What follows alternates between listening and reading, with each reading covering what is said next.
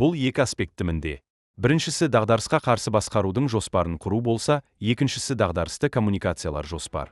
Екеуі бірігіп дағдарыстың салдарынан құтқара алады. Дағдарысқа дейінгі шараларды өткізу Ө бөлімі жұмысының маңызды кезең. Көбінесе бұны стратегиялық жоспарлау кезеңі деп атайды. Бұл кезеңнің негізгі міндеттер: ұйымның осал тұстарымен болуы мүмкін қауіп-қатерлерді анықтау, залалдарды болдырмау мақсатында атқарылуы тиіс шараларды ұйымдастыру. Дағдарысты жағдаймен жұмыс істеген кезде келесі факторларды ескеру қажет. Дағдарыс болуы мүмкін. Дағдарыс болғанға дейін дағдарысқа қарсы жоспар құру керек. Кідірмей әрекет ету керек, бірақ үрейге ұшырауға болмайды. Барлығын қадағалап отыру керек. Дағдарысты басқару дегеніміз жоспар құрып, кім қандай міндет атқаратынын анықтап, жоспарды орындау. Осы жоспар арқылы басшылық дағдарысты басқара алатынын және оның келтіретін залалын жоққа жеткізе алатындығын көрсетеді. Дағдарысқа қарсы жоспардың басты бөлігінің бірі коммуникациялардың дағдарысты жоспар. Көптеген басшылар дағдарыс орын алған кезде жұртшылық ештеңе байқамай, тек қана шығындармен жұмыс істеу маңызды деп ойлайды. Алайда дағдарыс туралы ақпарат тез арада бақ көздерінде жария болады. Осы кезде үлкен шу шығады. Коммуникациялардың дағдарысты жоспары компанияның бақпен қатынас стратегиясының бөлігі болып табылады. Дағдарыс кезеңі бақпен қарым-қатынас орнататын кезең емес. Ұйымда қажетті мамандар жұмыс істеп жату керек, баспасөз хатшысы, инвесторлармен жұмыс істейтін менеджер және баспасөз хатшысы ұйымға қатысты саладағы журналистерді білу керек. Оның ішінде мерзімді басылымдарда, телеарналарда, интернет ресурстарда қызмет атқаратын тілшілердің болғаны абзал. Дағдарыс кезінде басты мақсат шығындарды азайту емес, компанияның сақтап қалу мүмкіндіктерін көбейту болып табылады.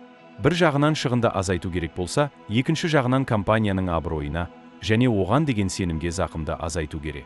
Ұйымның баспасөз хатшысы жағдай жұртшылыққа мәлім екенін білген мезеттен бастап коммуникациялардың дағдарысты жоспарын жүзеге асыру керек. Дағдарыс орын алған кездегі жоспар келіп түскен жағымсыз ақпараттарға тосқауыл іспеттес болу керек. Басшылық келесі сценарийлер бойынша жұмыс істеуі мүмкін. Бірінші жол: әрекетсіз отыру. Фирма өзінің абыройына сеніп, ешқандай шаралар қолданбайды. Бұл қате шешім. Себебі дәл сол мезетте компанияға жұртшылық тарапынан бұрын соңды болмаған назар аударылып отыр, ал мәселе болса шешімін таппауда. Түйеқұс саясат. Екінші жол: шұғыл түрде дағдарысқа қарсы команда жинақталады. Компанияның топ менеджерлері, бұл жағдайда ұйымның директоры дағдарысқа қарсы команданың басшысы болып, компанияны дағдарыстан алып шығуды толықтай мойнына алады. Алайда директор өз қызметін атқаруы тиіс. Себебі екі міндетті бірдей атқару компанияның өзі үшін кері әсер тигізуі әбден мүмкін. Маркетинг немесе Ө бөлімі дағдарысқа қарсы командаға айналады. Үшінші жол: тиімді жолдардың бірі ол компанияда дағдарысқа қарсы бөлімнің болуы немесе компания қызметкерлері арасында алдын ала тағайындалған топтың болуы. Әдетте компания ішінде қызмет ететін адамдардың дағдарысқа қарсы топта болуы өте пайдалы. Себебі жұмысты басынан аяғына дейін білетін қызметкер тез шешім қабылдай алатыны күмән тудырмайды. Төртінші жол: шеттен агенттік жалға алынады. Дағдарыс кезеңінде компания түсініксіз жағдайда болады. Ал компанияға бөтен зат қосу арқылы жағдайды одан да ушықтырып алуыңыз мүмкін. Сонымен қатар ол мамандар жағдайдың ерекшелігін зерттеп, ақпарат жинап, жоспар құруға тағы да уақыт керек. Компанияның абыройын басқару компанияның болашағын басқаруға теңестіруге болады. Бизнестегі ірі алпауыттардың дағдарысқа қарсы компанияларының кішірек ұйымдардан ерекшелігі олардың қомақты ресурстарды қолдана алу мүмкіндігінде жатыр. Компаниялар инвесторлар мен акционерлермен дағдарыс кезінде жұмыс істеген кезде оның пиар бөлімдері негізгі 4 стратегияны қолданады. 1. Қорғаныс стратегиясы. Бұл компания дағдарысқа ұшырағанда немесе сыртқы қасақана әрекетке тап болса қолданылады. Мұнда бірінші кезекте өсектерді, асыра сілтеушілікті немесе бақта жарияланған бұрмаланған ақпаратты басуға және теріске шығаруға бағытталады. Олай болмаған жағдайда дағдарыстың арты жақсылыққа апармайды. 2. Экспансионистік стратегия. Компания қызметін сәтті жүргізуге мүмкіндік беретін қаржы қызметтерінің нарығын әртараптандыру. Қызметтері компания қызметтерінің жаңа талаптарда жұмыс істейтіндігін акционерлер мен инвесторларға дұрыс жеткізе білуі керек. Конструктивті стратегия. Нарықтағы жағдаймен ескірген қаржы өнімдерінің алдын алуға бағытталады. Мұнда нарықтағы орнын жақсарту үшін ескі технологияларды жаңа технологиялармен алмастыру жұмыстары атқарылады. 4. Бейімдеу стратегиясы. Екі немесе одан да көп компаниялар қосылған кезде, немесе компания жаңа географиялық секторға ауысқан кезде, не болмаса компания жапсарлас секторларда операция жүргізе бастаған кезде қолданылады. Бұл жағдайда технологиялар клиенттерге, инвесторлар мен акционерлерге, серіктестерге компанияның жаңа саясатын, ұстанымдарын түсіндіріп, клиенттердің бұрынғы белсенділіктерін одан әрі арттыруға ықпал етіп, өзінің жаңа мүдделерін таныстыруы тиіс. Роберт Литлджонның 6 қадам дағдарыс моделін еске түсірейік. Литлджонның дағдарыс моделі негізі дағдарысты басқарудың даму ұстанымдарын береді. Литлджонның айтуы бойынша, дағдарыс кезінде кәсіпорынның жасауы қажет алғашқы жұмыс дағдарысты басқаратын топ құру. Бұл процесті таңдалынып алынған дағдарысқа қарсы басқа бір топ бақылайтын болады. Топ таңдалғаннан кейін топ жұмысын модельдеу және білім құралдары жасақталады. Содан кейінгі қадам осы топтың көмегімен дағдарыстың жағдайын бақылау және оның дизайнын жасау қолға алынуы тиіс. Бұл жұмыстар дайын болған соң жағдайды тағы бір рет зерделеп, тез арада жоспар дайындалу керек. Литлджон моделінің соңғы кезеңі дағдарысты басқару. Жалпы алғанда дағдарысты басқару қазір ұйымдар үшін стратегиялық мәселе ретінде маңызды болып тұр. Зерттеушілердің айтуынша, дағдарысты басқару шарттарына біріктірілуі қажет. Демек, стратегиялық басқару нарықта бәсекелестіктің агрессивті қырын көрсетсе, дағдарыс басқармасы көптеген кәсіпорынның қорғану қабілеттерін арттырады, бір-бірінен үйренуге ұмтылдыратын жағдай. Стратегиялық басқару кәсіпорынның әл-ауқатын танытса, дағдарыс басқармасы кәсіпорынның тұрмысын, байлығын қорғаумен айналысады. Сондықтан бұл екі жағдайда да мұқияттылық және жоғары басшылықтың ықыласымен қолдауы қажет болады. Болуы мүмкін дағдарысты алдын ала анықтап, осыларға бағытталған қызмет жоспарын дамыту, осыларға іс-әрекеттің жоспарларының арттырылуы, осы жоспарлардың белгілі бір уақыт ішінде белсенді болуы дағдарыс басталып кәсіпорынның дағдарысты тез игеріп, жұртшылықпен қатынастарды қалыпқа келтіруге көмегі көп болады.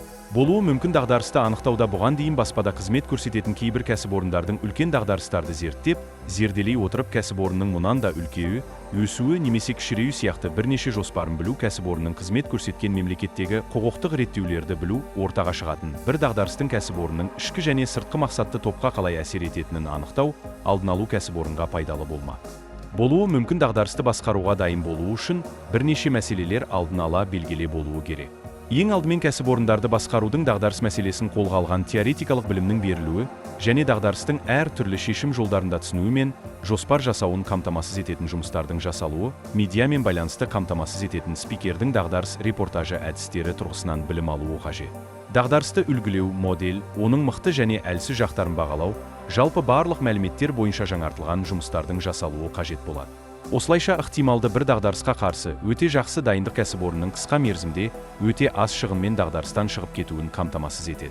Дағдарыс кәсіпорын үшін кәсіпорынның қорлары мен табысына қатер төндіретін элементтерді қамтиды. Осы себеппен дағдарыстың жағымсыз жағын барынша азайту үшін дереу іске көшу қажет. Дағдарыс жағдайларында бір кәсіпорында өте қысқа бір мезгіл ішінде шешім қабылдау үшін шешім алуға мәжбүр болған басшылар абыржулы жағдайда болады. Және осы қысқа мерзім ішінде өзіне қажет болатын мәліметтерге қол жеткізе алмайды. Осы себеппен басқарушылардың дұрыс шешім қабылдауы үшін жүйелі түрде мәлімет ағымын қамтамасыз ете отырып, бір құрылым жасау қажет. Осылайша келген мәліметтерді бағалау мүмкіндігіне ие болатын басшының маңызды, дұрыс шешім қабылдауы мүмкін болады және қиыншылықты азаяды. Көшбасшылар дағдарыстарды қалай еңсереді? Шешімді жедел қабылдау. Дағдарыс жағдайында ұзақ ойлануға уақыт жоқ. Қолда бар ақпаратқа сүйене отырып, жылдам шешім қабылдауға қабілетті көшбасшылар жақсы нәтижелер көрсетеді. Бұл ретте шешімнің жылдамдығы мен сапасын теңгере білу аса маңызды. Сондай-ақ өз әрекетіңе сенімді болу керек. Зерттеуінше дағдарыс кезінде ашықтық пен сенімділік таныта білген көшбасшылар қызметкерлердің алаңдаушылығын елуге дейін төмендете алады. Ал бұл команданың ынтасы мен тиімділігіне тікелей ықпал етеді. Бейімделушілік және икемділік. Көшбасшының жаңа жағдайдағы стратегияға жылдам бейімделуі сәттіліктің басты факторларының бірі. Дағдарыс жағдайында әдеттегі әдіс тәсілдерге арқа сүйеуге болмайды. Сондықтан өзгерістерге дайын болу маңызды дағдыға айналады. Тиімді коммуникация. Дағдарыс уақытында командадағы қарым-қатынаста адалдық таныту маңызды.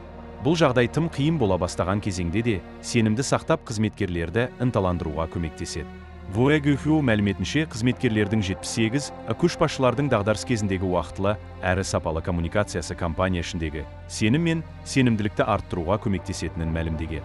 Медициналық технологиялар және ақпараттық жүйелер орталығының тренері дағдарысты сәтті басқару кешенді тәсілді талап ететінін айтады. Дағдарыс уақытындағы көшбасшының ең маңызды міндеті проблемаларға қатысты жылдам әрекет ету ғана емес, сонымен қатар команданың эмоционалды тұрақтылығын сақтау болып табылады, дейді сарапшы. Дағдарысқа қарсы басқару жобасы, ол не үшін қажет? Сарапшының айтуынша, ұйымдарға дағдарысты еңсеруге көмектесетін негізгі құралдардың бірі дағдарысқа қарсы басқару жоспары болып табылады. Мұндай жоспардың болмауы ауыр салдарларға, тіпті абыройдың жоғалуы мен қызметкерлердің ішкі рухының әлсіреуіне және бизнес нәтижелерінің нашарлауына әкелуі мүмкін. TIE мәліметінше, дағдарыстық көшбасшылық бағдарламасы жақсы әзірленген компаниялар экономикалық дағдарыс кезінде мұндай бағдарламасы әлсіз болған, не тіпті болмаған компанияларға қарағанда 20-ға кем шығынға батқан. Әзірленген және енгізілген дағдарыстық менеджмент жоспары келесілерге мүмкіндік береді. Клиенттер және кәсіби қоғамдастық арасында абыройды сақтау. Компания қызметкерлерінің ішкі рухын күшейтіп, сенімділік ұялату. Рөлдер мен әрекеттердің анық болуының арқасында, дағдарыс уақытында және одан кейін жұмыстың нәтижелілігін арттыру. Жоспар бірнеше кезеңді қамтуы керек. 1. Дағдарыстық жағдайларды санаттарға бөлу. Компанияға тән дағдарыстардың түрлерін және олардың әлеуетті ықпалын анықтау. 2. Дағдарыстың әрбір типі үшін әрекеттерді әзірлеу. Әрбір дағдарыстық жағдайды еңсеруге қажет қадамдарды толыққанды сипаттап шығу. 3. Негізгі қызметкерлерді тағайындау. Дағдарыс жағдайында жоспарды жүзеге асыруға жауапты адамдарды анықтау. 4. Команданы ақпараттандыру. Дағдарыстық менеджментке қатысатын қызметкерлерді оқыту және ақпараттандыру. Қазіргі заманауи әлемде дағдарыстық басқару көшбасшылықтың ажырамас бөлігіне айналып келеді. Тез бейімделу қабілеті, командамен тиімді коммуникация құрып, оны қолдау, көшбасшыны ең қиын жағдайларда да тығырықтан алып шығатын маңызды қасиетте. Дағдарысқа дайындық және бұл дағдыларды үнемі жетілдіру арқылы көшбасшылар қиындықтарды жеңіп қана қоймай, компанияның одан әрі қарай өсуі мен дамуына жол ашады.